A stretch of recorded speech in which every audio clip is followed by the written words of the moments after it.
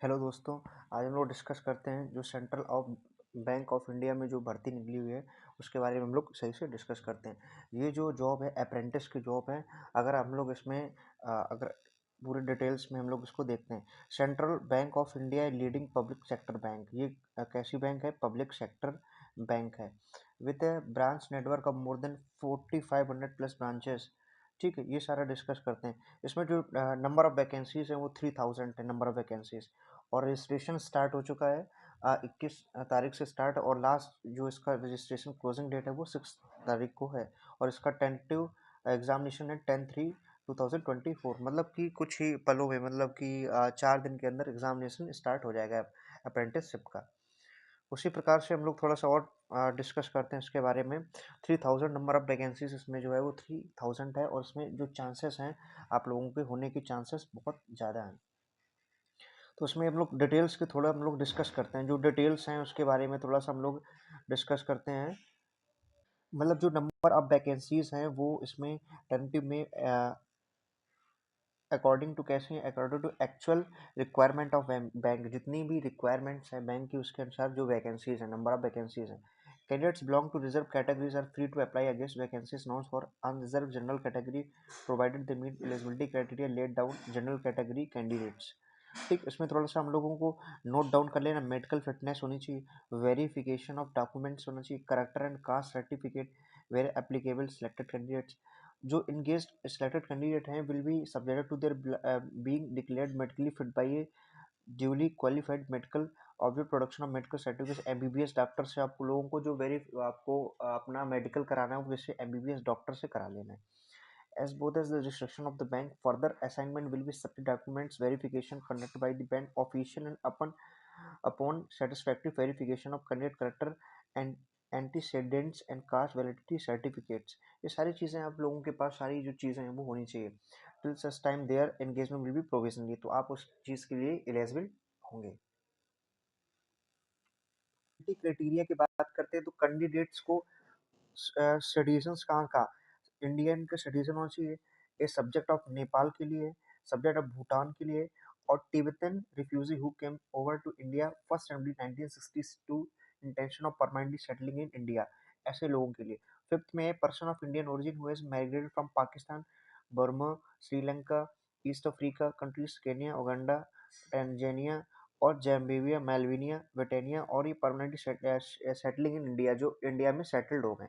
Provident that it calculates belonging to a category second, third and person who has certificates of eligibility has been issued by government, जो government के through certificates हो।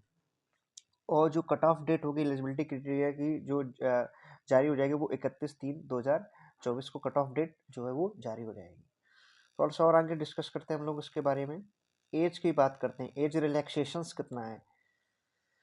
तो as relaxations की हम लोग बात करते हैं तो 1/4/1996 और 13/1/3/2004 के बीच में, मतलब कट ऑफ डेट इसका यहाँ रहेगा। Age like SC ST OBC PWBD या कोई भी, मतलब ये जो गाइडलाइंस इसके लिए सब एप्लीकेबल होगा। उसी प्रकार से हम लोग एजुकेशन जो क्वालिफिकेशन उसके बारे में थोड़ा सा हम लोग डिस्कस करते हैं। जो एजुकेशन क्वालिफिकेशन है, ग्रेजुएट डिग्री होनी चाहिए। कैसी डिग्री होनी चाहिए आप लोगों के पास? Graduate degree discipline from recognised university और recognized such by central government. Candidates should have completed have passing certificate for their graduate after 13/1/3, मतलब कंप्लीट है पासिंग सर्टिफिकेट फॉर ग्रेजुएशन के लिए 13/1/3/2020 को सर्टिफिकेशन उसका होना चाहिए।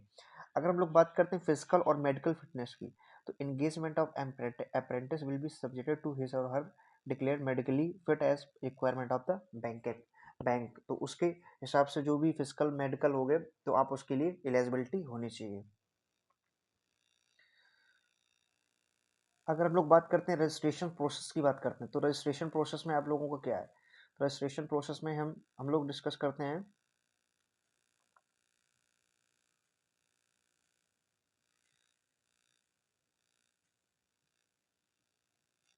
रजिस्ट्रेशन जो प्रोसेस है उसके बारे में थोड़ा डिस्कस करते हैं।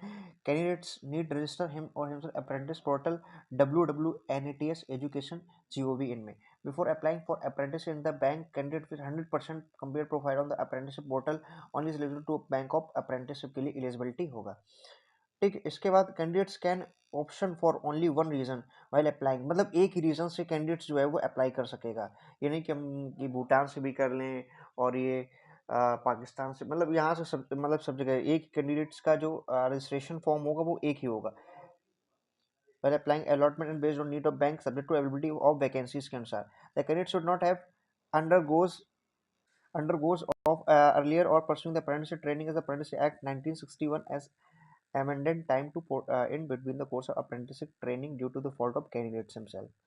ठीक है, ये सारा थोड़ा सा हम लोग को बात कर दी। कैंडिडेट्स है वो ट्रेनिंग जॉब एक्सपीरियंस 1 और मोर ईयर्स का होना चाहिए after completion of education qualification के बाद।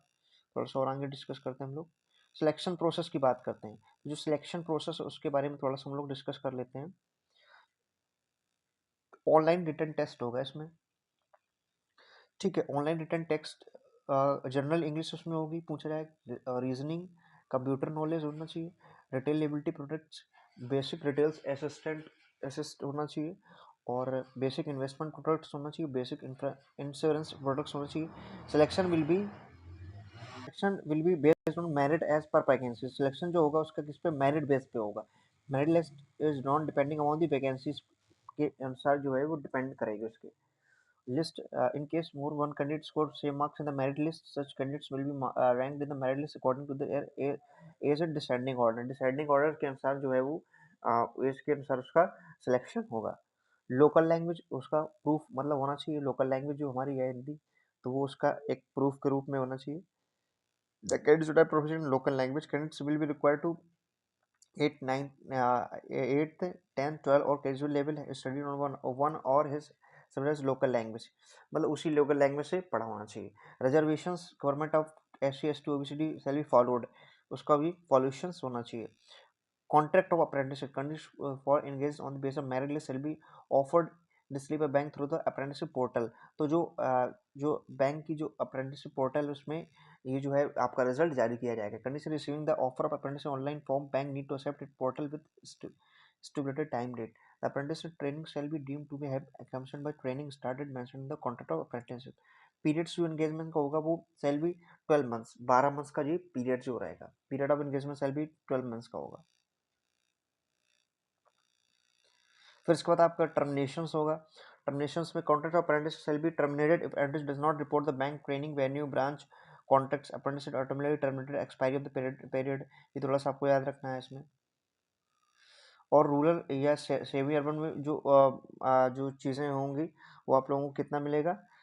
रूरल या सेमी अर्बन ब्रांचेस 15,000 रुपये मिलेगा, अर्बन ब्रांचेस में 15,000 और मेट्रो ब्रांचेस में 15,000। Apprentice are not eligible for any other allowances या बेनिफिट्स का कोई भी लाभ नहीं देता। Training condition over times leave holidays, the apprenticeship shall be important on job training. Apprentice shall be entitled to such holidays as observe in the bank. Apprentice shall be credit one casual leave in every month.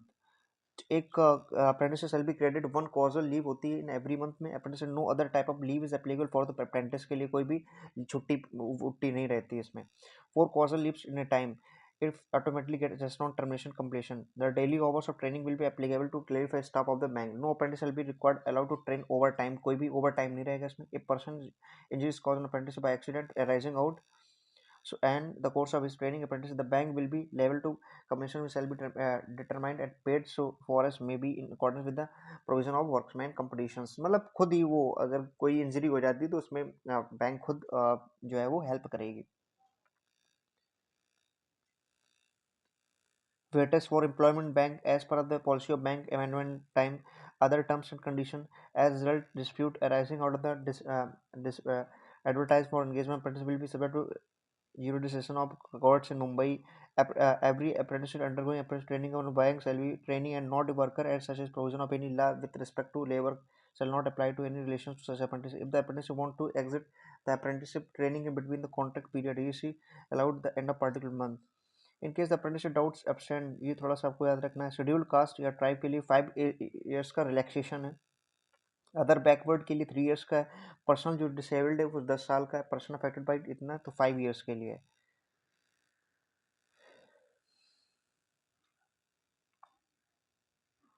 सारी eligibility मतलब उसके पास सारी document मतलब होनी चाहिए।